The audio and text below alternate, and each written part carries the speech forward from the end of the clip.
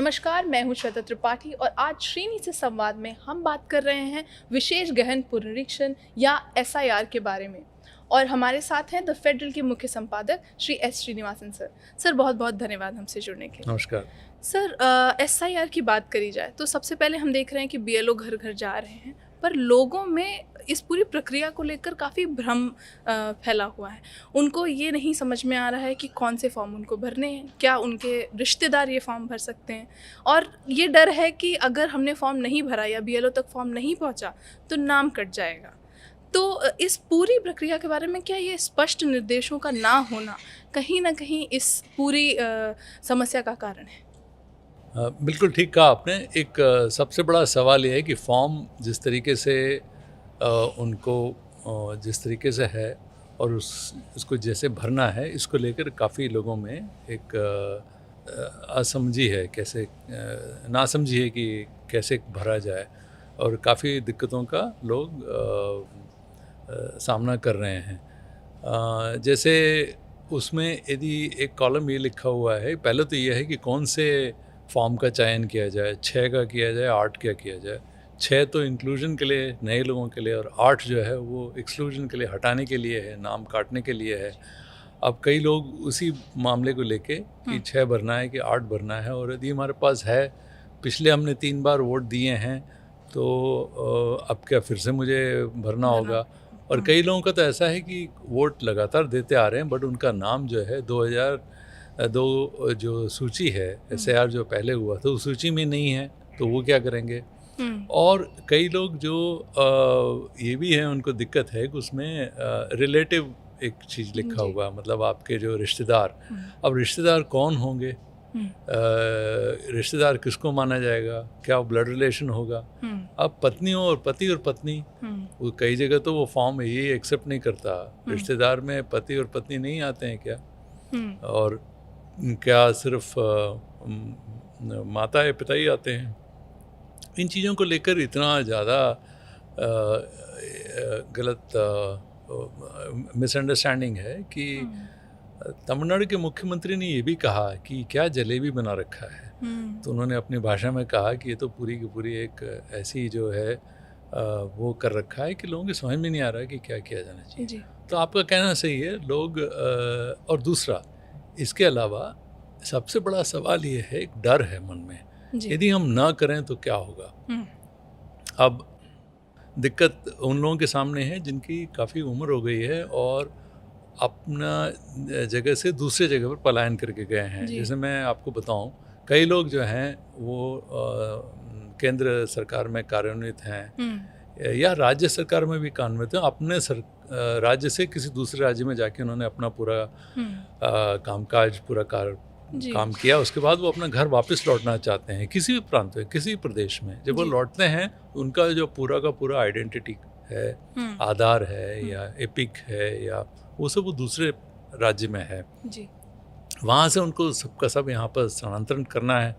करने के बाद यहाँ आने के बाद उनको बीएलओ आके कहता है कि एसआईआर में तो आपका नाम नहीं है। अब वो एसआईआर भी क्या डिजिटलाइज है, उसमें सभी तरह के रिकॉर्ड्स पूरे देश भर के उसमें आ जाते हैं क्या। और जब बीएलओ आते हैं, उनके सामने ये क्या ये सुविधा है कि वो खोल के लैपटॉप वहीं पर देखें और बताएं आपका नाम है नहीं है, और वो अपना लिस्ट साथ लेके चलते हैं एसआईआर का। तो कई एसआईआर में तो मैंने देखा है, जैसे दिल्ली का मैंने एसआईआर लिस्ट 2002 में अपना ही नाम ढूंढा है। मुझे अपना नाम तो मिल गया, मेरी पत्नी का मिल गया, माता पिता सबका मिल गया, उसके सामने एपिक नंबर ही नहीं है। अब एपिक नंबर नहीं है तो मैं इसको अब कैसे इसको ढूंढूं। 2025 का जो रिवाइज अभी छपा है, उसमें तो मैंने अपना जो मेरा एपिक नंबर है वो मैंने डाला, वो आ गया। मगर मेरे पास अपने माता पिता का एपिक नंबर नहीं है। जब तक वो कार्ड नहीं होगा मुझे नहीं मालूम चलेगा, तो मुझे वो ढूंढना पड़ेगा।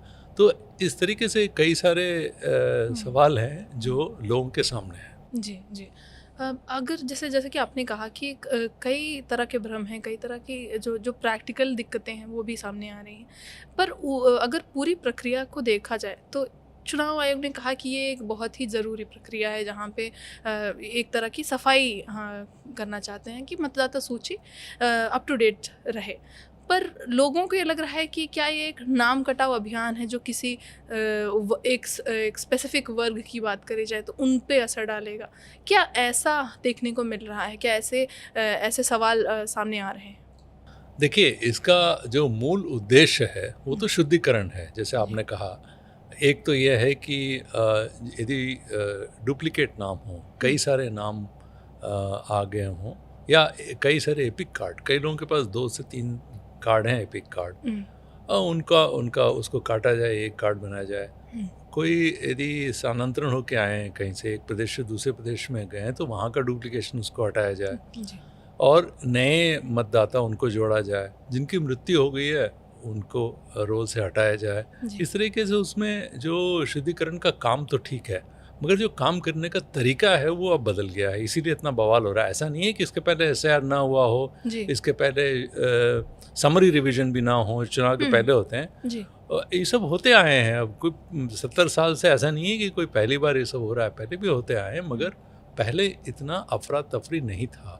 कोई ये नहीं कहा गया था कि 1 महीने में पूरा का पूरा काम करिए, 1 दिन में 30 फॉर्म भरिए, भागिए दौड़िए, ये सब नहीं था पहले, तो ये काम हो जाता था। दूसरा, उसमें ये भी था कि लोगों के ऊपर एक उनके ऊपर एक प्रेशर नहीं था, उनके ऊपर ये दबाव नहीं डाला जा रहा था कि आपको कराना ही होगा, वरना अब लोग ये सोचने लगे वरना क्या होगा, वरना क्या, हमारा वोट नहीं दे पाएंगे, हम नहीं वोट नहीं दे पाएंगे, उसके आगे हमारी नागरिकता भी ख़त्म हो सकती है। क्योंकि उसको उन्होंने, हालांकि इलेक्शन कमीशन मना करती रही है, मगर ये बात साफ है कि उसको नागरिकता से जोड़ा गया है। लोग उसको ऐसे ही समझते हैं। अब लोगों का मतलब सोचना यही है कि ये सिर्फ जो वोटर आईडी है वो सिर्फ चुनाव में मतदान देने के लिए ही है, उसके आगे ये जो है नागरिकता का भी विषय बन गया है। तो लोग काफ़ी उसको लेके चिंतित हैं, और कई लोग जिनकी उम्र ज़्यादा है वो इस बात को लेके चिंतित हैं कि भाई मेरा तो अपना रिकॉर्ड मिला नहीं, अब मेरे बेटे का क्या होगा। तो वो भी उनके सामने दिक्कत है। और कई बेटियों के सामने दिक्कत है, वो शादी होके आई हैं, उनका पूरा का पूरा रिकॉर्ड उनके मायके में है, और आप यहाँ पर SIR लेके आ रहे हैं, उनसे कह रहे हैं कि देखिए आपका तो इसमें ये नहीं है, नाम नहीं आता, नहीं है, पता नहीं है, तो वो दिक्कत हो जाती है। तो इस तरह से कई दिक्कतों का लोगों को सामना करना पड़ रहा है। उसके अलावा देखिए, बारिश का मौसम है, आपको पता होगा तमिलनाडु में लोगों को बड़ा अजीब लगेगा। उत्तर भारत में और ठंड पड़ रही है, मगर यहाँ पर कुछ विपरीत है। यहाँ अभी मौसम बारिश का है, तो उसके बीच में आप BLO को जाके काम करना है। और कई जगह पर ये भी दिक्कत आ रही है कि पंचायत चुनाव साथ साथ हो रहे हैं, और लोकल बॉडी इलेक्शन जब होता है तो जो राजनीतिक दल हैं वो उस पर ज़्यादा ध्यान देते हैं। तो बूथ लेवल ऑफिसर को जो मदद मिलती थी, जो पार्टी के जो एजेंट हैं, बूथ लेवल एजेंट्स, उनका मदद तो उनको उस तरीके से नहीं मिल रहा है, क्योंकि वो भी एक दिक्कत है। तो इस तरीके से इस तरह से कई सारे सवाल इस पूरे जो एक्सरसाइज है उसने खड़े किए हैं। जी, जैसा कि आपने बताया कि BLO के ऊपर काफ़ी दबाव बन रहा है। कई राज्यों से उनके ऊपर अत्यधिक कार्य के कारण उनके ऊपर इतना दबाव है कि हम केरल से अभी आत्महत्या की खबरें आई, बाकी राज्यों से भी ऐसी खबरें आई जैसे गुजरात और बंगाल में। तो कहीं ना कहीं क्या अत्यधिक दबाव के कारण चुनाव आयोग को अब BLO को थोड़ी राहत पहुंचाने के लिए किसी तरह की मदद या सुविधा प्रदान करनी चाहिए? देखिए, ये बहुत गंभीर विषय है। अभी तक कभी किसी ने ये नहीं सुना चुनाव कराने के लिए चुनाव अधिकारी या चुनाव आयोग से जुड़े हुए लोगों को अपने काम करने के लिए उनको जान तक देना पड़े, ऐसी नौबत तो अभी तक नहीं आई है। देखिए, 1 दर्जन से लगभग लगता है 1 दर्जन, बट अभी जो जैसे नंबर हैं, केरल से 1 का, बंगाल से 3, मध्य प्रदेश से 2, राजस्थान से 1, गुजरात से, जैसे आपने कहा, ये सब सुनाई। अब लोग कोई अपने आप को कोई रेल के आगे कूद रहा है, तो कोई जो है खुदकुशी कर रहा है अपने घर में। ये सब बहुत ही एक चिंतनीय विषय है। इसको लेके केरल में वो हड़ताल में चले गए, बंगाल में कह रहे हैं वो हड़ताल में जाएंगे, मध्य प्रदेश में उनके समझ में नहीं आ रहा कि क्या किया जाए, और जितने कर्मचारी हैं वो सब काफ़ी इस बात को लेके विचलित हैं। अब आपने पूछा दबाव कितना है एक बीएलओ के ऊपर, इसको समझने के लिए हमने एक काम किया। अपने एक पत्रकार को कहा कि देखिए आप एक बीएलओ के साथ पूरा दिन बिताइए, देखिए होता क्या है, कैसे वो अपने काम कार्यकाज करते हैं। केरल में वो हमारे साथी गए पूरे दिन। पहले दिन तो वो अपने उनके स्कूटर में गए, तो पहला दिक्कत अभी तक सरकार ने उनको ये नहीं बताया है कि भाई उनके जो स्कूटर है या गाड़ी है उसका तेल का पैसा कौन देगा। उनका कहना है कि भाई इस हिसाब से तो मेरा 6-7 हज़ार तो इसी में निकल जाएंगे। और ये सब कर्मचारी ऐसे नहीं हैं कि वो कोई किसी शिक्षा संस्थान से जुड़े हुए हैं, तो कोई किसी सरकारी कार्य में कार्यरत हैं। ऐसा नहीं है कि उनका काम नहीं हो, जी। टीचर हैं, उनको जाना पड़ता है, बाकी काम भी करना पड़ता है, तो वो सब छोड़ के उनको ये भी करना है।